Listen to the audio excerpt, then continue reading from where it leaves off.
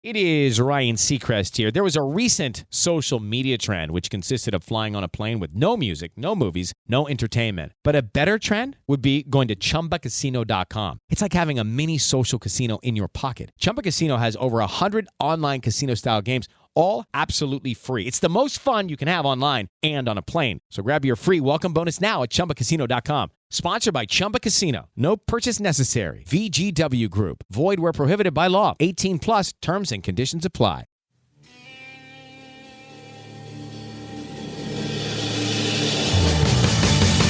You have the right to remain silent. Anything you say can and will be used against you in a court of law. You have a right to an attorney prior to and during any question. If you can't afford one, the court will appoint one for you. Do you understand your rights? When the wolf is at your door, your running's over, that's for sure. He already knows all about you. Cut you down, no matter by you. Now you better walk the line. Real life, real crime.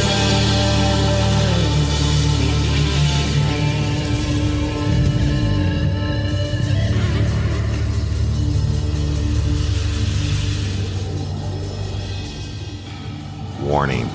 This episode of Real Life, Real Crime, the podcast, may contain descriptions of acts of violence or that of a sexual nature and should be for people that are 18 years or older. Heed my warning, people. I do not get the facts of these cases off of the internet or from some television show. The facts I'm retelling you were presented to me by the victims of the crimes or the perpetrators who committed the crimes against the victims. My descriptions of the crime scenes, what I saw with my own two eyes. If you're going to get offended, please turn this podcast off now. Thank you. Hello, everybody, and welcome to this episode of Real Life, Real Crime, the podcast. As always, I'm your host, Woody Overton. And again, I know it's a long-ass series, but the story has to be told. It's Scorched, the state versus Peterson, Scott Peterson, right? But I'm telling you where both sides fucked up and why this case is scorched and why we're still talking about it all these years later. And there's so much bad on both sides. I really don't know how they ever got a conviction. But in the last episode, I basically told you about Amber Fry, and yeah, that's pretty damaging. No matter how you look at it, Scott's actions were, scorched. And of course, he tried to downplay the relationship, et cetera, right? So real quick on the Apple Podcast thing, y'all, if you didn't get the notifications for past Scorched episodes, you should have them now. You can listen to them. We believe we got that straight. Or as always, you can go to the App Store and download the Real Life, Real Crime Community app for free. And it has all the episodes in there and you'll never miss one that away. But there was a screw up with Apple Podcasts and hopefully it's fixed now and we're moving on. So back to the case. Now I'm going to start abbreviating some of it because it's just, I'm going to tell you about it, but cut it down some on some of this stuff. And we're still on the prosecution side, y'all. And the next prosecution witness is number 105. His name is Stephen Jacobson, and he's the Stanislaus County District Attorney Investigator. So he gets on the stand and he testifies that he did 2 tests to determine where Scott was at when he made that 10:08 a.m. call on the December 24. So this investigator drives from the house to the warehouse. He did it 3 different routes, okay, testing it each way.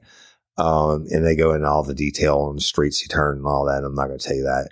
But he called a person that was using a stopwatch and was on the phone in precisely 1 minute and 21 seconds, which is the exact same amount of time that Scott's call was, right? So then Jacobson goes on to explain how wiretaps work and how they record to WAV files, and these files have to be married, blah, blah, blah, whatever. And talks about his training, but Jacobson says he monitored, this is kind of Scorched, and I don't know why the prosecution would say it other than the defense was going to bring it up. Jacobson says he monitored the calls between Amber and Scott, and he didn't trust Amber and thought there was a conspiracy between them. She wasn't recording all the calls between them. Now, Jacobson continued to be suspicious until a week before his testimony when Detective Bueller convinced him that Amber Fry was being honest. Scorched as fuck. I mean, playing on the same team, I guess. And the prosecutor's like, bro, you can't get up there. You're our investigator. You can't get up there and say that you think there was conspiracy. That's going to give them reasonable doubt. So that is Scorched as fuck. And there's so many, things that Jacobson entered as exhibits for the jury. It's just ridiculous, the length of the list. Okay. So let's go to Monday, August the 30th, 2004. And they call Jason Tardif with Enterprise Rent-A-Car, and that's going to be about Scott renting the cars to go watch the bay for a couple minutes at a time, and he didn't know he was being followed. And they call Witness 107, who was Christopher Boyer, a Contra Costa County Search and Rescue Team, and he gave testimony about searching for Lacey and baby Connor. And then we go to Tuesday, August 31st, and they call Christopher Boyer again. He continues his testimony. Then they call prosecution witness number 108, Eloise Anderson, who is Trembler's handler. Now, Trembler, y'all, is the search dog they use at the Berkeley Marina, and they would have to go through all the qualifications and how it works and all that stuff. It took the whole day. So then you go to Wednesday, September the 1st, 2004, and they call Elise Anderson again, Trembler's handler, and she continues to testify. All right. And then she gets done. And they call prosecution witness number 109, Alexandra Bettis, who's with Modesto PD. And all that he did was introduce some diagrams that were the blow up of the Berkeley Marina, the area that Trembler, the dog, searched. And then they called prosecution witness number 110, Randy Bollinger with Modesto PD, witness number 111, Dale Lingerfeld with Modesto PD, witness number 112, Mark Wingland, Modesto PD, and number 113, Jeff McCain, who is this California Department of Justice special agent. And y'all, they're just piling on shit. Now, if I'm on a jury at a certain point, it's going to be too much, right? But they continue. They call number 114, prosecution witness 114, Brian Cardell, who's another DOJ agent. And they call prosecution witness number 115, Christopher Perry, who's with the Stanislaus County Drug Enforcement Unit, and prosecution witness number 116, Bill Pooley with Modesto PD. I'm trying to hurry.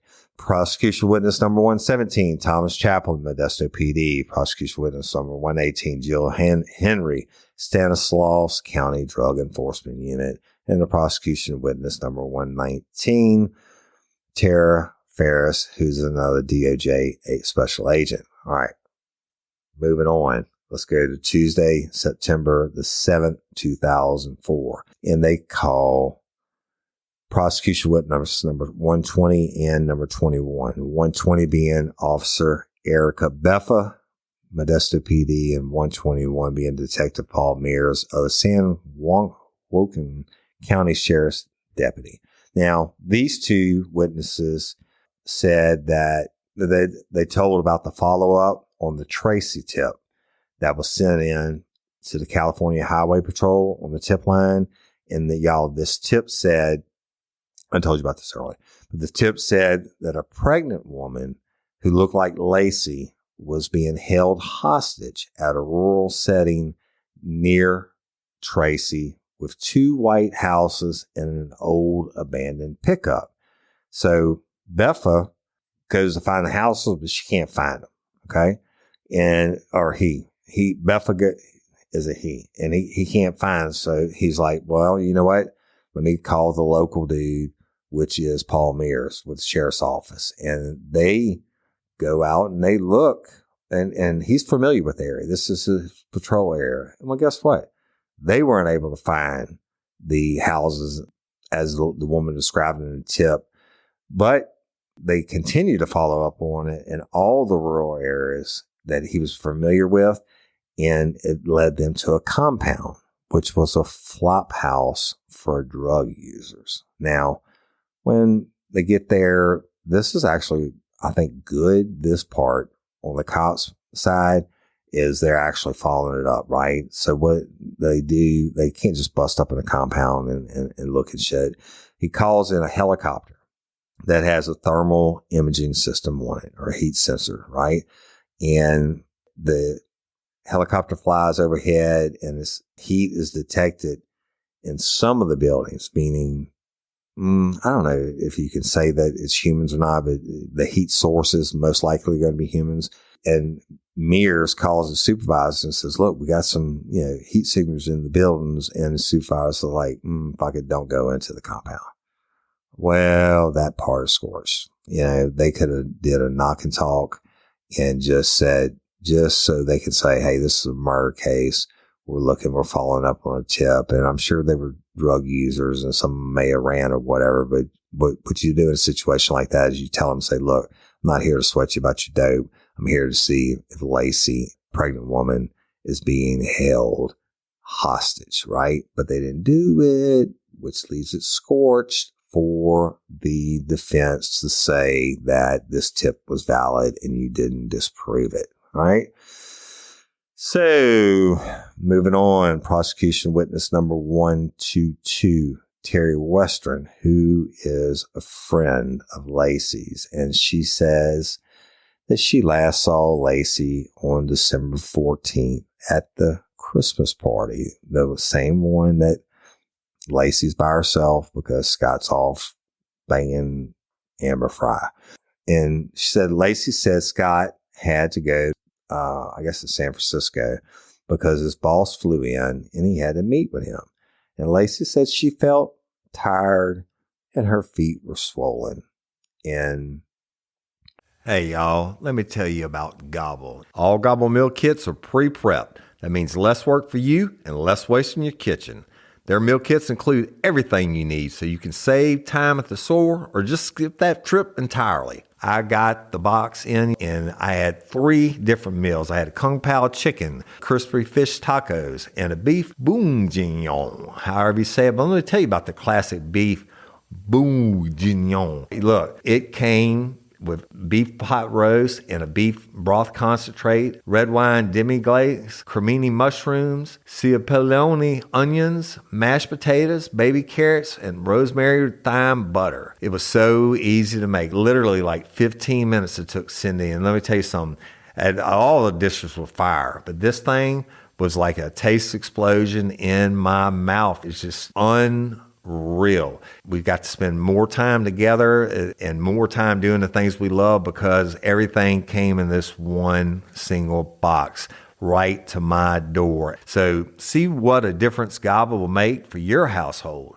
Right now, they're offering my listeners a fantastic limited time deal. You get $120 off across 4 boxes plus free shipping and free cookies. And let me tell you, those cookies, I ate one that was sin baked and it was delicious. Go to gobble.com/real life.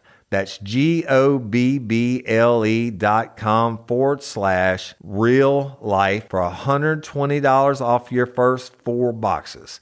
This offer is not available on the home site, so don't miss out. This is genius. It's taste explosions in your mouth like you never had. Hey, ladies, are you feeling overwhelmed by hormonal changes? Well, you're definitely not alone. There are more than 1,000 hormone disruptors living in our environment right now. It's in your food, your water, the air you breathe, the clothes you wear, your skincare products. They all mess with your hormones. Then there's the natural hormone changes your body goes through, premenopause, menopause. And while it's a natural process, it doesn't mean you have to suffer through it. The good news is you don't have to suffer through it anymore, because now you have Hormone Harmony, a formula made only with herbal ingredients that are shown to reduce hormonal symptoms in women of all ages. Hormone Harmony is not just a hormone support and supplement. It's become a phenomenon. Women can't stop talking about it on social media. A bottle of Hormone Harmony is sold every 24 seconds. And the biggest benefit? Well, my wife says it makes her feel like her own self again. And that's what women mention over and over in the reviews. And there are over 30,000 reviews for Hormone Harmony. And for a limited time, you can get 15% off your entire first order at happymammoth.com. Just use code RLRC at checkout. That's happymammoth.com and use code RLRC for 15% off today. That's happymammoth.com and use code RLRC. The attorney joke said, well, duh, you were in high heels. And Western said that Lacey always liked to dress nice, right? Not the attorney, that her friend is joking with her. Look, like, you're big pregnant, you're wearing high heels, that's why your feet hurt. But she said that, she did it because she liked to dress nice, and I get that.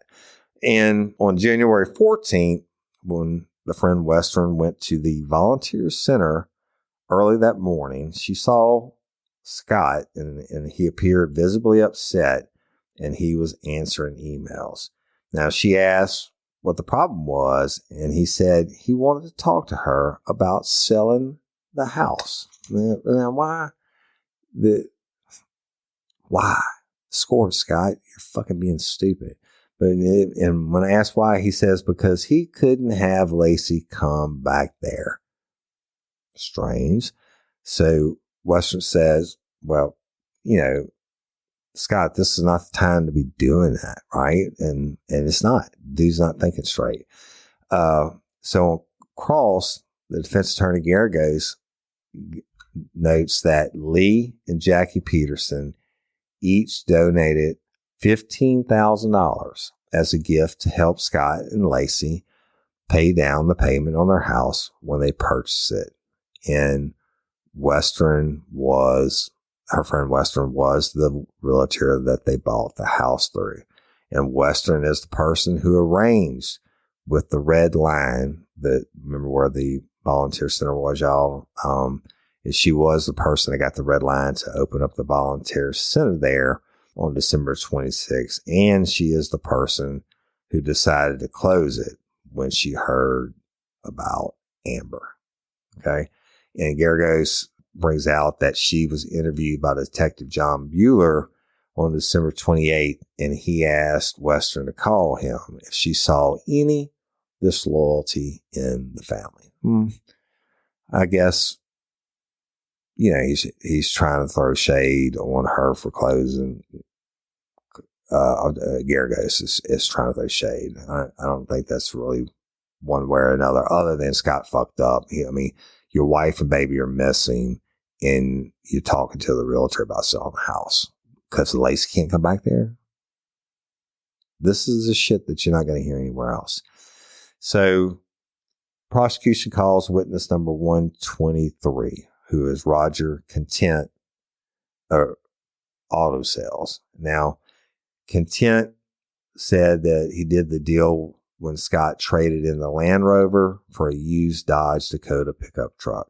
And Scott received $7,500 on the Rover, which had 75,000 miles, compared to it was a used Dakota pickup truck that only had 35,000 miles. And the net sales price was less than the trade-in value, which was $11,000. Now, Content came to court. He had all the paperwork for the sale, but he didn't have anything that documented the rover's condition. And well, whatever, it's neither here nor there. I mean, you're getting rid of your wife's Land Rover, kind of scorched, but not that big of a deal. So then the prosecution calls witness number 124, Sarah Yoshida, who's the senior criminalist for the California Department of Justice. Now, she was given the job of examining the needle nose pliers that I told y'all about that were found in the boat and a pair of wire cutters. And she was to determine if they were used to cut some chicken wire Scott had. The tests, she says, were negative. So she testifies the pliers had not been used since the rust started to form.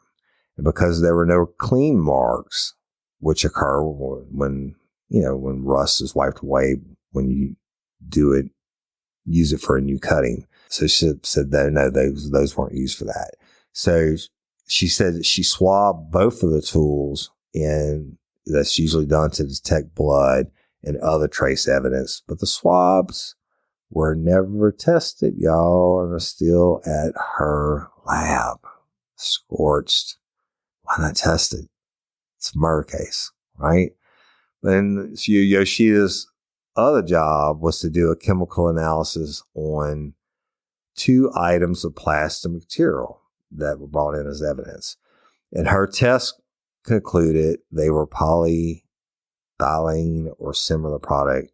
And Garagos, the defense attorney, brought out that it is frequently used as shrink wrap. And he noted that the target plastic found near Lacey's body was a shrink wrap for pallets. Okay. And they introduced a bunch of exhibits. All right, let's move on to prosecution witness number 125, Mr. Jeffrey Baer, who's the head diver for the Marina Search and Rescue Team. All right, so Baer was captain of one of the boats with the side scan sonar I told you all about that conducted the searches between the 15th and the 17th on the bay. And they did it in December, January, February, March, April, and May. Now, his boat did the searches in the areas of the pier pilings in the Berkeley Marina from Brooks Island to Point Isabel. And he said he had to stop the search at certain points because the water wasn't deep enough. Right? I mean, if the water's that shallow, then probably the body would have been sticking out. But anyway, they searched the Richmond Shipping Channel and the Southampton Shoal. And Baer says he tells all about the problems that they had with black water, wind, waves, currents, and tidal surge. And he also explained what it's like to do a grid search. And I can tell you about that another day. So you can say you didn't miss anything. So Garagos gets up and he says, look, the side scan sonar with the hydroid system that was used later. And Garagos said literally they mapped the bay floor of the high probability area and they found a bunch of very small items. You see where this is going? You didn't find Lacey. Baer said that a 5'8" item showed only as 1/4 inch object on the screen of the side sonar computer. So it could never see such small items. So now he's getting him to contradict his own testimony. And Baer wouldn't say, he wouldn't state that nothing of evidentiary value was found because he said he was not the one who determined what evidence was and what evidence wasn't, right? So he'd find shit and anything he'd find, he'd hand it over to the cops and they would make that determination. And you might hear some rain on the roof and it's raining for the first time in a month, but continuing. Prosecution witness number 126, Mr. Kevin Bartolotto, who's with the district attorney's office. And he testifies about the various waterways in Modesto area with boat launch ramps where Scott could have gone fishing on that day, December 24. And he identified about a dozen places that were all much shorter than the 90-mile trip to the Berkeley Marina. Well, I get it. And, you know, you're going to test out a brand new boat. I said this before for the first time. You're not taking that fucker in the ocean. That is scorched. But if you don't want to get rid of the body, you want to go to the ocean and not those local bodies of water. So move on to Wednesday, September the 8th, 2004. And the prosecution witness number 127, who is Mark Purdom, a property manager. Now, Purdom's property management company leased the space on North Emerald to Trade Corps. And lease, well, I'm not going to go into all y'all when the lease expired and all that shit. And they entered into evidence the January 13th, 2003 letter that Scott sent to request an early termination of the lease. And Purdom was like, I didn't grant it. And early March the 31st of 2003, termination was worked out with Trade Corps through some local attorneys. And defense attorney Garagos said, or got into the record, that Scott paid the rent on the space for March and April with his own personal money, and that Trade Corps, as early as October of 2002, had wanted to lease with American Warehouse in Fresno and basically move their headquarters. Neither here nor there, really. Other than, I guess they're trying to say maybe Scott, was continuing to lease it because there was something there that was going to fuck him up.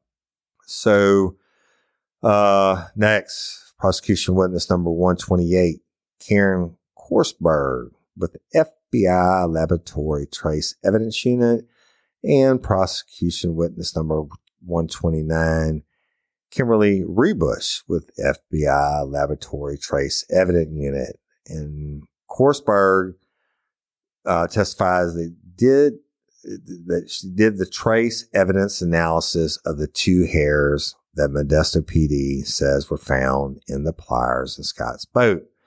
Now, the longer of the two hairs was labeled Cube 1. She compared this hair with Scott's head hair and the hair from Lacey's black-blue hairbrush. Scott was excluded, and the hair from the brush was consistent with Q1. Okay, so defense Garagos asked what-if questions to suggest that we have no guarantee that the hair from that brush was Lacey's. And he referred to the pubic hair found on the tape attached to Lacey's remains, which was not tested to see if it was Lacey's. And I told y'all about this last time. Fucking test the hairs, man. You're already testing two. You found a pubic hair on duct tape that was stuck to her body that had been in the bay all the time. Why not just rule it out? It's scorched. If we wouldn't even be talking about this shit. And now, after 20 fucking years, this is what's getting this case reopened, and the judge ordered it be tested. You know why? Because it's scorched. It should have been tested the first time. It's fucking stupid. All right. Prosecution witness number 130. Constance Fisher with the FBI Laboratory DNA Unit. She says she performed the DNA test on, I'm not going to bore you with all the bullshit, but basically on the hairs on the pliers. And she explained the basics of the DNA and the difference between nuclear DNA and mitochondrial DNA. She explained the testing process and the measures they take to eliminate shit. And she said that the tests were completed by comparing a blood sample from Scott and a cheek swab from Sharon Rocha, right? Because they could do the familial DNA to prove it was Lacey. Now, she said her opinion is that Scott is excluded and that Lacey cannot be excluded. There you go. Reasonable doubt coming up, right? with all the other shit, flop houses you didn't investigate, sex offenders you didn't investigate, one motherfucker confesses to it, the robbery across the street, the burglary across the street and all that, whatever. She then puts the sequence to the database used by the FBI, and it gave a 1 in 112 rate occurrence among Caucasians. Well, Geragos didn't challenge the integrity of the test, but he did state that to the jury through his questioning of the FBI agent that the tests do not prove the hair was Lacey's. She just couldn't be excluded, just like I had said before. And it would have been good for Modesto PD to have the pubic hair found on the tape on Lacey's body tested. Told y'all that before. And he says, with emphasis on the rigorous practices followed by the FBI lab when handling hair, practices that were obviously not followed by the evidence room in Modesto PD. So he throws shade, shows where Modesto PD scorched the handling of the evidence, where the FBI, when they got it, they treated it like it should have been treated. Scorched, win one for Geragos. All right. Prosecution witness number 131, Niels Myers, who's an eBay investigation team. And Myers provides information about Scott's account with eBay, specifically the items he listed for sale. And he points out that 2 times Scott offered the diamond bezel Croton watch for sale. The last time he received a high bid of $100. Now Geragos gets up on cross and he said, hey, that transaction didn't conclude in a sale. And in fact, the bidder purchased another watch on eBay. And Geragos listed a number of watches Scott offered for sale, which included a Mickey Mouse watch, which was the only one that he actually sold. And Myers explained that the double listing for the Croton watch was simply Scott extending the auction, right? So your time's up and you hadn't got your results, so you extended by however many more days. And he said the first period was from December the 1st to the 8th, and the second from December the 8th to the 15th. Now, Geragos, he emphasizes that the pictures placed with the product description are furnished by the seller, indicating that Scott and Lacey had pictures of the watch. Really neither here nor there, just both sides. Well, basically prosecution throwing anything against the wall and might make somebody go, or that might be the straw that broke the camel's back. But anyway, so moving on, prosecution witness number 132, Christopher Van Sant, who's a bicyclist. Now, Van Sant said he was riding his bike in the Dry Creek Park near the foot of the bridge at Coffee and near Scenic Hospital, and he saw a pregnant woman walking a dog. And when a friend told him about the missing pregnant woman, he said he called the Modesto Police Department Christmas morning and eventually got to speak with Detective Brocchini. Spark something uncommon this holiday with just the right gift from Uncommon Goods. The busy holiday season is here, and Uncommon Goods makes it less stressful with incredible hand-picked gifts for everyone on your list, all in one spot. Gifts to spark joy, wonder, delight, and that's exactly what I wanted feeling. Hey, y'all, I ordered a super cool piece. It's a candle with a sculpture of LSU's Tiger Stadium on top of it. And each officially licensed laser cut wooden replica features up to 4 layers of detail, creating a bird's eye view of a specific football field, seating section, and more. And every label includes your stadium's name, the team's logo, and school location. And it has a coconut, soy, vegan wax infused with sandalwood smell that creates tailgates and touchdown scent profile, reminiscent of game day. It's invigorating like fresh cut grass and nostalgic like smoke from a pre-game grill, and calming like the crisp autumn air of a new semester on campus. Y'all, I love it. I have it at the base of my TV, and I'm ready to watch the Tigers play on Saturday night, right? Uncommon Goods. Look, when you shop at Uncommon Goods, you're supporting artists and small independent businesses. And many of their handcrafted products are made in small batches. So shop now before they sell out this holiday season. Uncommon Goods looks for products that are high quality, unique, and often handmade or made in the U.S. They have the most meaningful, out of the ordinary gifts anywhere. They even have gifts you can personalize. From holiday hosts and hostess gift to the coolest finds for kids to hits for everyone from the book lovers to diehard sports fans.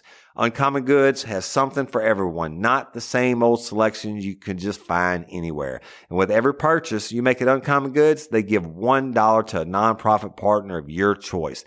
They've donated more than $3 million to date. So to get 15% off your next gift, go to uncommongoods.com/RLRC. That's uncommongoods.com/RLRC for 15% off.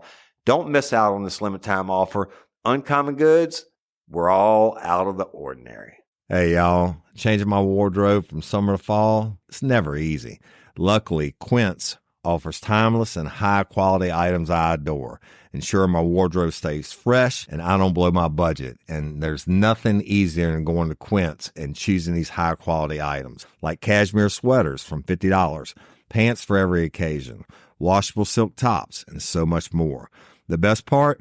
All Quince items are priced 50 to 80% less than similar brands.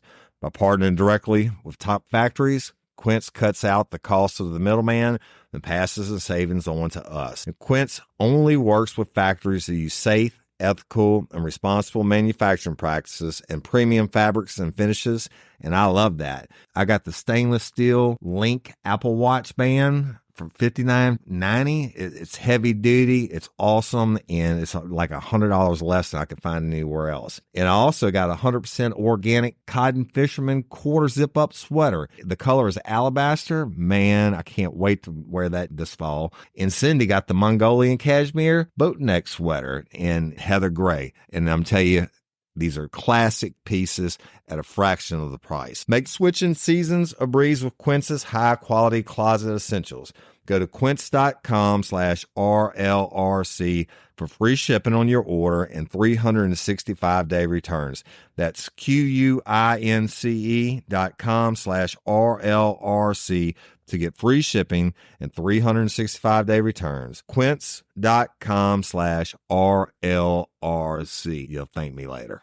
Later that evening, he saw a picture of Lacey and knew it wasn't her he saw. And he called Brokini to report that it wasn't Lacey. Okay, this is prosecution getting out in front of this witness, right? Now, Garagos gets up and they ask about Brokini's reaction to Van Sant's tip. And Brokini wrote in his reports and told the Modesto Bee newspaper that he didn't show Van Sant a picture of Lacey because Van Sant said he didn't see her face. And Van Sant called the Modesto Bee and said he did see the woman's face. And that's how he knew it wasn't Lacey. Now, Brokini also said that Van Sant was in Monterey when he called him, when in fact he was in Manassia. And Van Sant characterized Brokini's response to his first call as a brush off. Come on, man. Brokini, bro, I know you seeking confirmational bias and shit, but I bet you your dick got hard when you get a guy that calls in and says he saw a pregnant woman that morning when he's riding his bike, walking a dog, and that's what's supposed to happen. But you're already so far into disproving that it wasn't that. You brush it off. And you just should have wrote it right, bro. That's a fuck up, and you know it's a fuck up. It's Scorched. So, prosecution calls witness number 133, Martin Dimpewolf. Now, Dimpewolf's wife was 9 months pregnant on December the 24th, and she was walking her dog, a chocolate lab, in the Dry Creek Park that day. Now, he said she left between 9:15 and 9:30, and the walk took about 45 to 60 minutes. And she would walk through subdivisions to La Loma, where their house is, y'all, and enter the park. and she walked through the park to the paved path and continued to Edgebrook to Covina, down to Covina to Encina, then home. Well, Geragos gets and he reviews the statements that he gave back in January of 2004 and indicating he couldn't specify the time that she took the walk. And in response to the question, he replied, "My wife has a good memory. I don't." So I think the prosecution puts it on there to try to get, because they knew Geragos was going to put the motherfucker on there and say, your wife was walking in the park at that time, or, I don't know. Maybe the prosecution's doing to try to dispel all these different people that say they saw her, right?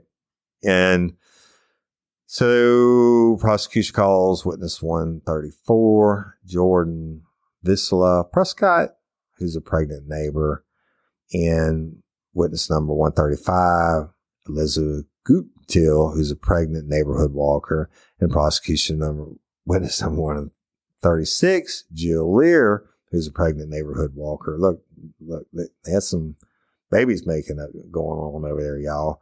And these three women were all pregnant on December 24th of 2002, and they lived in the neighborhood in La Loma, and they regularly walked. Prescott couldn't say with certainty that she walked on the morning of the 24th, and the other two were certain they did not walk that morning. And when Prescott did walk, she pulled her daughter along in a red wagon, and her dog is a lab mix. Now, Guptill said when she walked, she often was pushing her son in a jogging stroller, and she didn't have a dog. And Lear's dog was an Australian Shepherd, and she usually walked in the afternoons.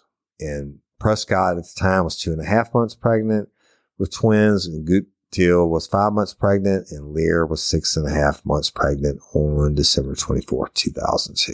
And trying to prove it was Lacey or it wasn't Lacey. All right. So, y'all, Thursday, September 9th, 2004, the court exhibit 22. It's a letter, and it's marked for identification and ordered sealed by the court and to be open only by order of the court. I don't know what the fuck that's about. So then the prosecution calls witness number 126, investigator Kevin Bertolato. And this is a cross-examination, how he returns. And through his questions, Harris emphasized that Scott prefers seawater fishing to freshwater fishing. And the bay is the closest seawater fishing to Modesto. And he also brought up that the freshwater lakes are much deeper than the bay where Scott went fishing. Like one of them was 600 feet deep, y'all. And that they are more remote and rural, and they are lacking the boat berths and or 4 to 5 mile bike jogging paths.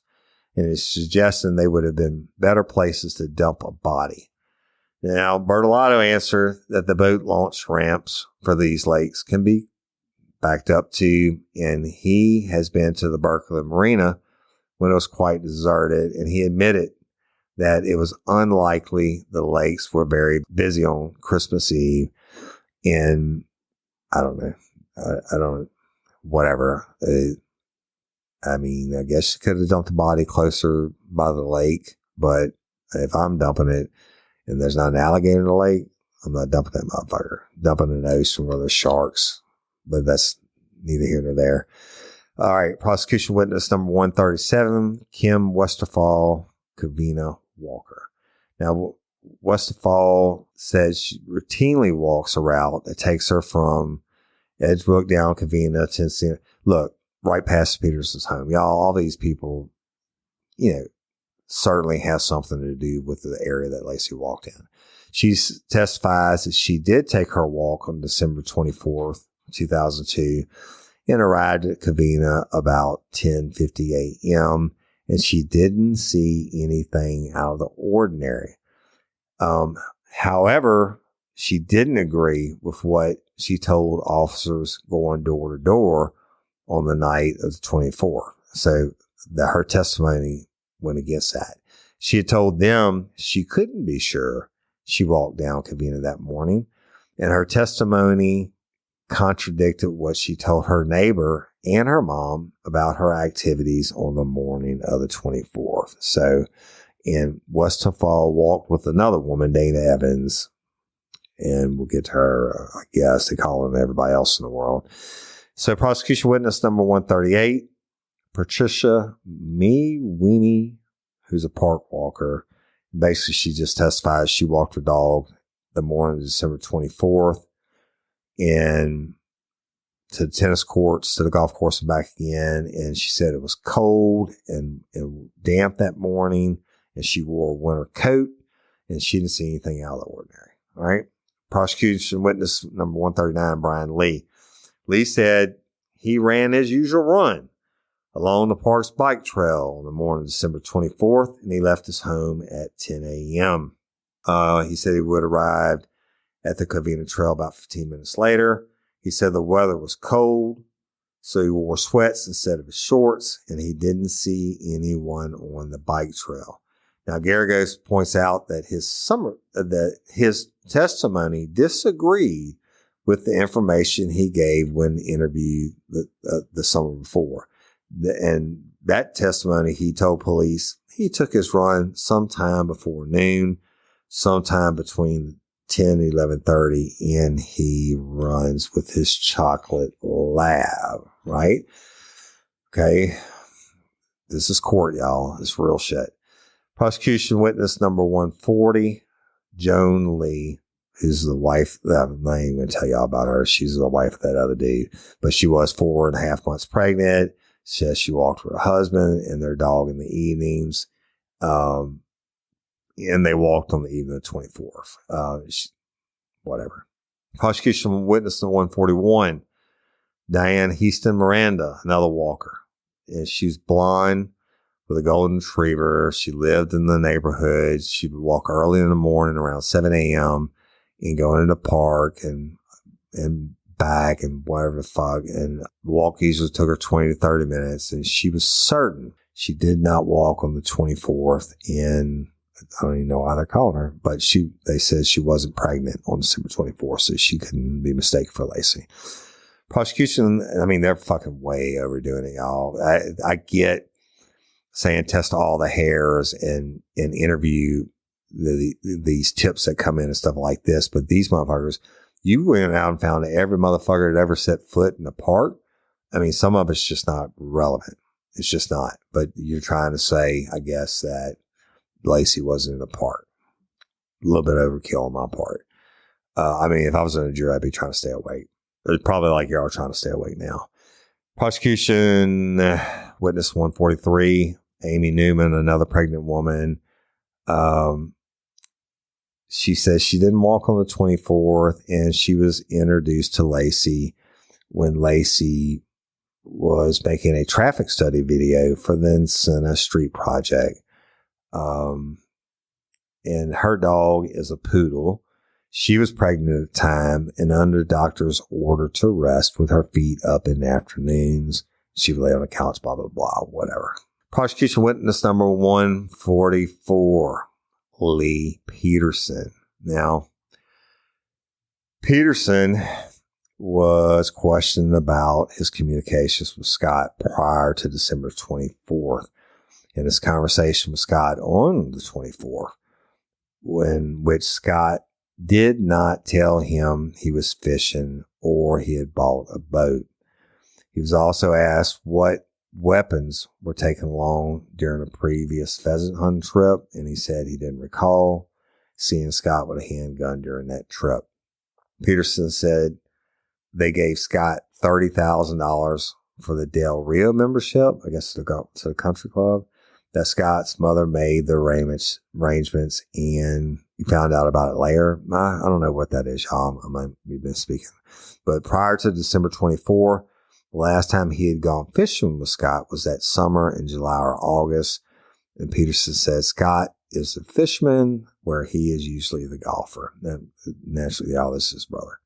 So under cross, Peterson says Scott's early interest in fishing over golfing, and that when he went to the golf course, Jackie, Scott's mom, would take him and the other boys to fish.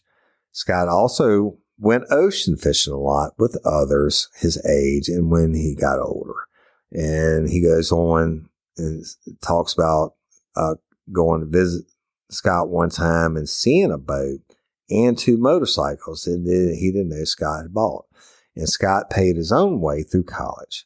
Now, Lee describes the trip to Carmel and the walk he and Jackie and Scott and Lacey took from the hotel to the beach, a route that included a steep incline and had them all puffing, but they all made it to the top, including Lacey. I guess saying that she's pregnant, she could have been in the park. He said that Jackie and Lacey did a lot of shopping that trip and made several purchases that morning. This, I got to do something about this because this, you know what I'm going to do before next week? No, I can't because this is important. There's little nuggets in almost each one of them. Either it's scorched one way or the other. And so I guess I'm just going to keep telling it. And we're about to get into some really dramatic moments like the Diane Sawyer interview and, the shit about the concrete and forensic pathologists, about the autopsy, and it's just so much shit. But if I leave something out to expedite this series so we can get back to the real life, real crime, original cop stories, then I'm not doing Lacey and Connor justice. And I'm going to continue it by hook or crook. But y'all tune in to our new true crime time for Monday, Tuesday, Wednesday, Thursday. It's a new show I host with Cindy.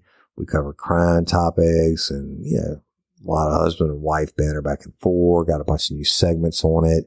I think you'll enjoy it. I actually like listening to it and it's pretty cool. But more importantly, hashtag justice for Haley. Y'all, the series is Justice for Haley, and next week it's going to get so much more graphic, and I hate that for the family, but they know it's coming. I've talked to Miss Barbara in length and her daughter's girlfriend a lot about it, and there's nothing nice about Haley being murdered, and some shit's got to be told, some shit's got to be shown.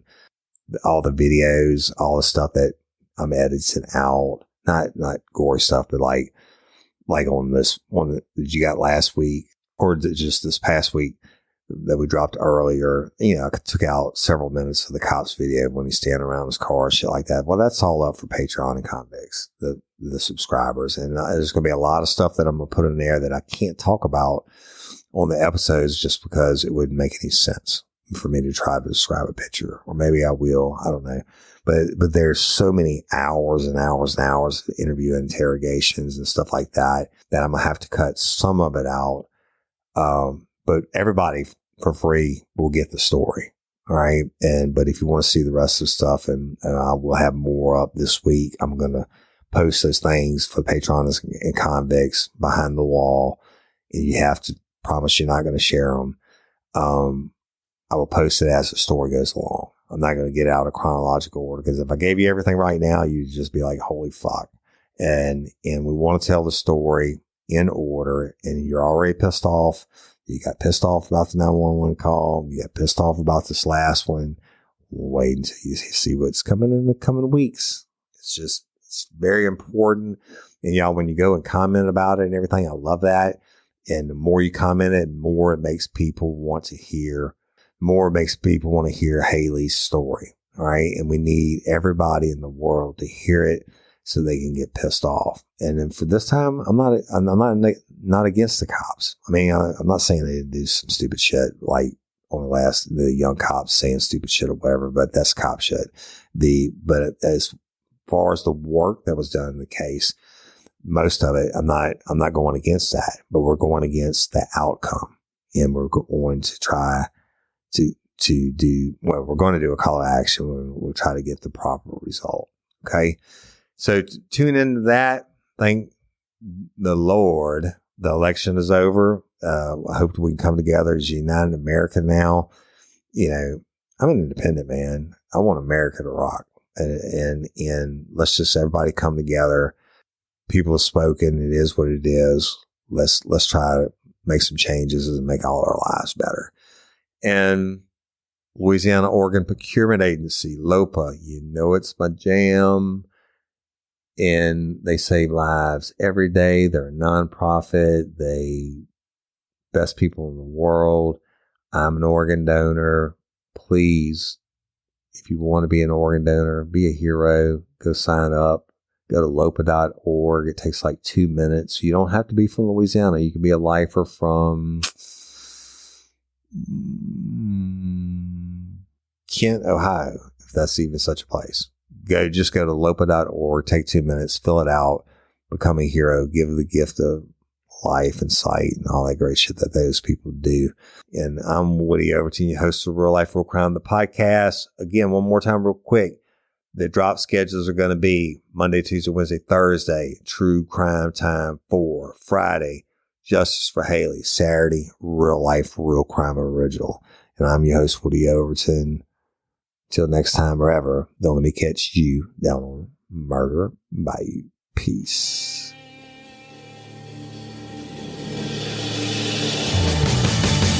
You have the right to remain silent. Anything you say can and will be used against you in a court of law. You have a right to an attorney prior to or during any question. If you can't afford one, the court will appoint one for you. Do you understand your rights? When the wolf is at your door, you running's over, that's for sure. He already knows all about you. Cut you down, no matter by you. Now you better walk the line. Real life, real